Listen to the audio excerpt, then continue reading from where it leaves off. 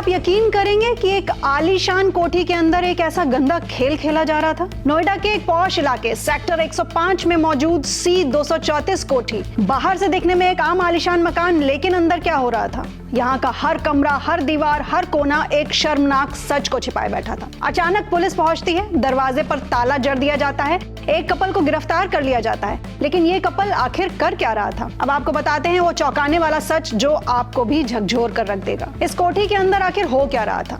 सूत्रों के मुताबिक यहाँ रहने वाला कपल उज्जवल किशोर और नीलू श्रीवास्तव पिछले 5-6 साल से इस आलीशान कोठी में किराए पर रह रहे थे। लेकिन ये कोई आम किराएदार नहीं थे, ये दोनों पोर्न इंडस्ट्री के किंगपिन बन चुके थे। कमाई का अंदाजा लगाइए, 1 घंटे में 50,000 से 5-5 लाख रुपए तक की कमाई।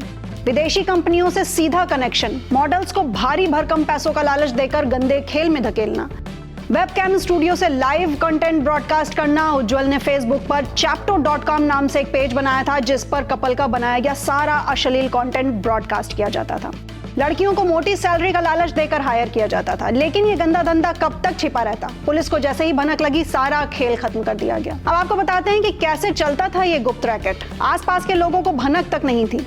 कपल ने खुद को बेहद लो प्रोफाइल बनाए रखा था। सोशल मीडिया के जरिए मॉडल्स को फंसाने का खेल चल रहा था। ईडी की जांच में खुलासा हुआ कि ये कपल साइप्रस की एक कंपनी टेक्नियस लिमिटेड से जुड़ा हुआ था, जो पोर्न वीडियो बनाकर इंटरनेट पर अपलोड करती थी। करीब 15 करोड़ की विदेशी फंडिंग की जाती थी इसमें। अब सवाल आखिर ये है कि इतना पैसा आ कहां से रहा था? तो विदेशी कंपनियों से करोड़ों की फंडिंग होती थी। ईडी को करीब 15 करोड़ रुपए की संदिग्ध विदेशी फंडिंग का सुराग मिला है। नीदरलैंड में सीक्रेट बैंक अकाउंट और 7 करोड़ की मनी लॉन्ड्रिंग इससे जुड़ी हुई है। अब आप सोच रहे होंगे कि क्या ये लोग सिर्फ भारत में ही ऐसा कर रहे थे? नहीं, रूस से लेकर भारत तक ये रैकेट फैला हुआ था। एक जांच में खुलासा हुआ है कि उज्जवल पहले रूस में इसी तरह का गिरोह चला रहा था, वहां से भारत आया और पत्नी के साथ मिलकर यहां भी गंदा कारोबार शुरू कर दिया।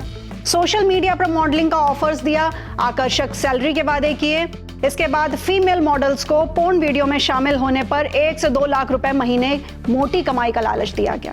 अब आपको बताते हैं कि अश्लीलता के लिए स्पेशल पैकेज किस तरह से दिए जाते थे। पूरा, आधा या कम अश्लील कंटेंट, सबके लिए अलग अलग पैकेज था। 75% रकम कपल खुद रखता था, सिर्फ 25% मॉडल्स को मिलता था।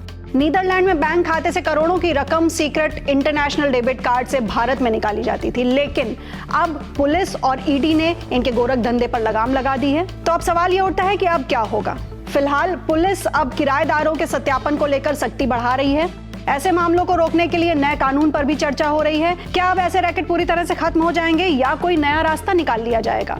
आपका क्या कहना है इस पर? क्या बिना सत्यापन किराए पर घर देना खतरनाक साबित हो सकता है? क्या इस तरह की अश्लील इंडस्ट्री पर पूरी तरह से रोक लगाना संभव है?